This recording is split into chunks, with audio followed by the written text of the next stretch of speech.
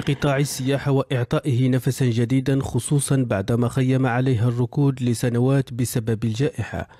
ومن رحيم الصعوبات ولدت وجهات سياحية ثقافية وحضارية جديدة تشتغل على مبدأ تثمين الموروث الثقافي المادي واللامادي. هذه الجولة الاستكشافية من أجل بعث وتنشيط القطاع السياحي بالمنطقة، وبالتالي فقد استقبلت وفد من العاصمة. ف15 وكالة سياحية جاءت من مختلف ربوع الوطن من أجل استكشاف ما تزخر به ولاية عين صالح من أماكن خلابة عذراء تسر الناظرين. انبهرت بالأماكن السياحية الموجودة فيها، والله ما كنت متوقعة يعني يصيب فيها آثار بركانية وصخور وبحيرة وأودية.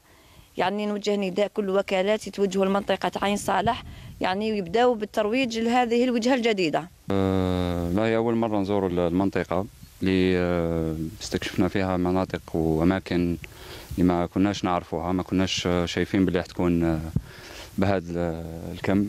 فيها أماكن اللي من آثار وطبيعة وأماكن ما شاء الله. ليبقى قطاع السياحة واحد من القطاعات الواعدة في استحداث بدائل للاقتصاد الوطني خارج قطاع المحروقات.